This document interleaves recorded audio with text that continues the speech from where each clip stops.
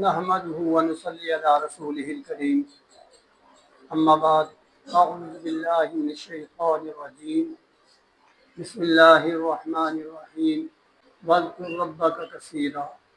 सदक़ल्लाह। अल्लाह रब्बुल इज़्ज़त जब बंदे पर शफ़क़त की निगाह डालते हैं तो उसे समझ अता कर देते हैं, अक़्ल व शऊर अता कर देते हैं। वो चीज़ों की हकीकत को समझना शुरू कर देता है। वमन युतिल हिकमत फ़क़द ऊतिया खैरन कसीरा, यानी जिसे समझ आ जाती है, जिसे शऊर हासिल हो जाता है, वो समझे कि उसने दुनिया की बहुत बड़ी दौलत जो है वो अपने दामन में इकट्ठी कर ली है, संभाल ली है। मेरा सबक ज़्यादातर सोज़ व आराम पर ही होता है। सोज़ व आराम किताब का नाम है और सफ़ा है 102, यानी 102 सफ़ा।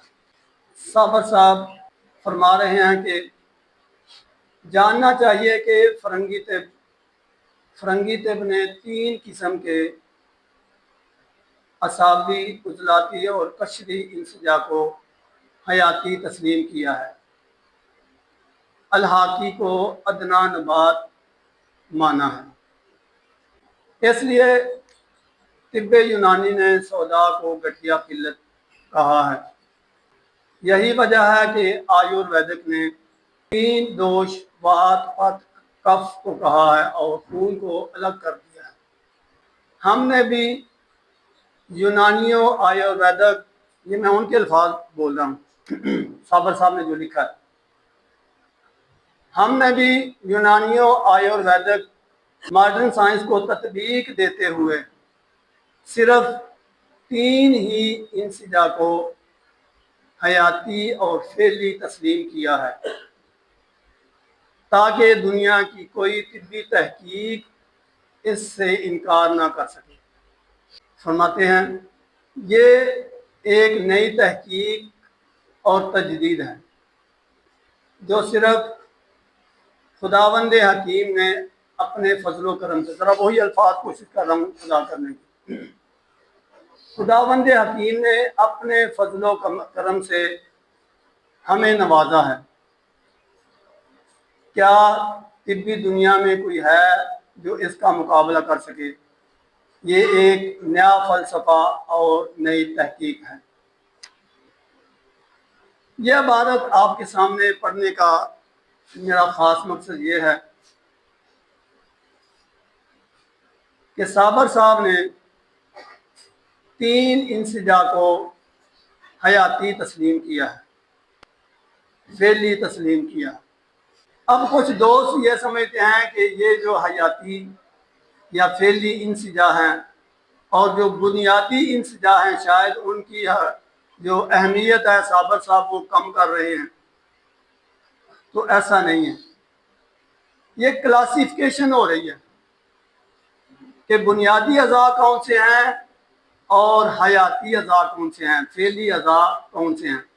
बात इतनी सी है, कोई बारीकी नहीं, लेकिन इस पर काफ़ी दोस्त जब बात करते हुए पता नहीं कहाँ से कहाँ कलाबाजियाँ लगा देते हैं। मैं इसके लिए ना आपके सामने एक मिसाल पेश करने लगा हूँ अहमियत के हवाले से कि 2 फौजी समझ लें, मुजाहिद समझ लें, जंग हो रही है तो वो किसी किले में दाखिल हो जाते हैं और अपनी कावज से वहाँ पहुँच जाते हैं जहाँ पर कोई झंडा वगैरह लगा हुआ है। अब वो कहते हैं कि इस झंडे को उतार के हम अपना झंडा लगा देते हैं ताकि हमारी फौज का हौसला बुलंद हो जाए। अब उनमें से एक दोस्त कहता है कि आप मेरे कंधे पर खड़े हो जाओ और इस झंडे को उतारो। ऐसा ही होता है, एक दोस्त कंधे पर खड़ा होता है झंडे को। तो अर्ज ये कर रहा था कि जब भी हमने बात करनी है, चाहे हम किसी भी उस्ताद की करें, तो आप उसका पूरा हवाला दें। बल्कि मैं तो कहता हूं कि जब आप साबर साहब की भी बात करते हैं ना जी, तो साबर साहब ने कोई बात ऐसी नहीं की जिसके साथ हवाला जात नहीं दी, उसको समझाया नहीं, उसके दलाइल पेश नहीं किए। आप किसी भी टॉपिक पर उनकी भी बात करें। अगर हम किसी ऐसी महफिल में बैठे हैं जहाँ पर साबर साहब को समझने वाले नहीं, तो हम वहाँ पर ये बात कह दें कि साबर साहब ने ये कहा है, तो वो आपसे पूछे कि साबर साहब ने क्यों कहा है, तो आप वहाँ पर क्या कहेंगे? क्योंकि साबर साहब ने कहा है इसलिए मैंने कह दिया।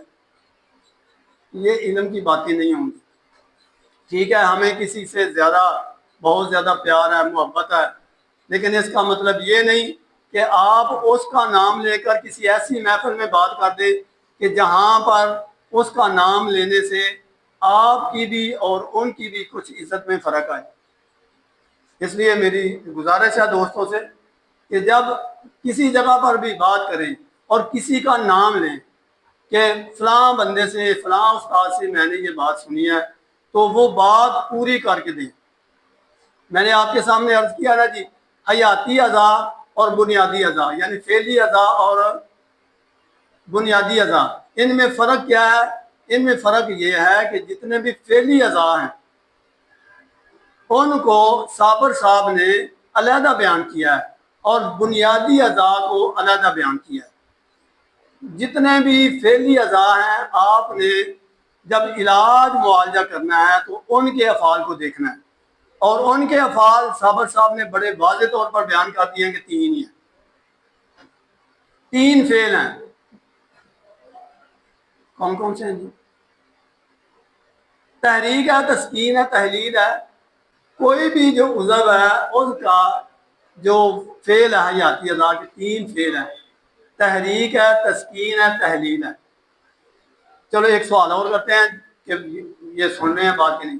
कौन सी तहरीक में जवान आदमी जो है वो तंदुरुस्त होता है जी? ज़ाती बुद्धि। सर जी सही है। और मोत दिल सर जी कह कह के मैं उन्होंने गला मेरे आंगर बह गया, फिर भी असं ज़ाती बुद्धि से तंदुरुस्त कह रहे हैं। मोत दिल को भी हमने अपने दिमाग में जगह ही नहीं दी। नबर समझाई है, मोत दिल कहा है। करूरा समझाया, मोत दिल कहा है। बीमारी के मतलब समझाया, मोत दिल कहा है। उज़ब के मतलब समझाया तो मोत दिल कहा है। उजलाती बुद्धि बंदे की नबज मोत दिल होती है तो वो बीमारी क्यों हो सकती है? कहते हैं कि हरारत जिंदगी है, लेकिन साथ क्या कहा?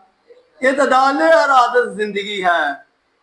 अगर हरारत ज्यादा भी, हरारत के अफाल जो साबर साहब ने बताया ना जी, हम याद किताब के सफ़ा नंबर 42 पर हरारत के जो अफाल बताया ना, उनमें ये कहा है कि हरारत का एक फेल ये है कि वो रतूबात को बुखार बना देती है, यानी बुखारात बना देती है, और जो मादा अर्जी मादा होता है उसको खुशी करके छोड़ देती है, और जो मादे काबिल जलने के हैं उनको जला देती है। लेकिन अगर मादे ना वो आसानी से बुखारात बनते हैं, ना वो जल्द खुश्क होते हैं, और ना ही वो जल्द जल उठते हैं, उनके मतलब फरमाया कि हरारत उनको मुतफ़न कर देती है, वो मुतफ़न हो जाते हैं और सड़ने लग जाते हैं, यानी गलने सड़ने लग जाते हैं। वो आग वाला जलना नहीं, गलने सड़ने लग जाते हैं। ये किसके हैं जी अफ़ाल? ये हरारत के अफ़ाल हैं। अब हम कहें कि जी हरारत जो है वो ज़िंदगी है, तो फिर ये साबर साहब के हवाले किधर जाएंगे जी? इतदाल हरारत। आप किसी भी चीज़ में इतदाल देखें, जितनी नब्ज़ें बयान की गई हैं, जितने कारूरे बयान किए गए हैं, उनमें इतदाल को सबसे तवील है, अरीज है, कसीर है, जो भी नब्ज़ है या उनकी रफ्तार है, मकाम, उसमें इतदाल को बताया गया है। अब हम एक सवाल मैंने आपसे किया तो आप फिर पटरी से उतर गए। अब आपने ये बात ज़हन में रखनी है कि किसी तहरीक में कोई बंदा तंदुरुस्त नहीं होता, किसी तहरीक में कोई बंदा तंदुरुस्त नहीं होता। अगर आप साबर साहब की किताब पढ़े ना जी, मुजरबात, तहकीकात मुजरबात, उसमें मुकव्वियात के बाब में साबर साहब कहते हैं कि अगर आप किसी को मुकव्वी दवा देते हैं और इतनी मिकदार में दे देते हैं कि उसमें तहरीक पैदा हो जाती है, तो उसे फ़ायदे की बजाय नुकसान होगा। मतलब तहरीक नहीं तो तंदुरुस्त है। सूरत हाल क्या है जी इसकी? जब तहरीक नहीं होगी तो क्या सूरत हाल होगी? सफर साहब ने बताया, अगर हम मुताला करते हैं। सफर साहब कहते हैं कि जब उज़व मोतदिल हालत में होता है तो खून से वो खुद गजा लेता है, खून उसके पास नहीं जाता, वो जो रूटीन के साथ खून आता है ना उससे वो गजा लेता है। और तहरीक की सूरत क्या होती है आप सब जानते हैं कि खून वहां शिद्दत से पहुंचना शुरू हो जाता है। अब हम यहाँ से बिल्कुल आराम से समझ सकते हैं कि अगर तहरीक है जौन सी भी है तो फिर वो तंदुरुस्ती नहीं, तंदुरुस्ती एतदाल में है। अब आप कहेंगे जी किसी ना किसी में तो तहरीक होती है सर, वो दौरान खून समझ लें, आपको समझ आ जाएगी कि तहरीक कहाँ होती है, तस्कीन कहाँ होती है, तहलील कहाँ होती है। दौरान खून को समझ लेंगे, हर एक उज़व अपनी ग़िज़ा ले रहा है और खून जब उसके पास शिद्दत से पहुंचेगा तो वो उसकी तहरीक होगी। अगर वो मोतदिल हालत में है तो खून मिकदार से ज्यादा शिद्दत से उसके पास नहीं जाएगा, रूटीन के साथ खून दौरानिया मुकम्मल करेगा। उजलात अपनी ग़िज़ा लेंगे, असाब अपनी ग़िज़ा लेंगे, गुदद अपनी ग़िज़ा लेंगे और ये सिलसिला चलता रहेगा।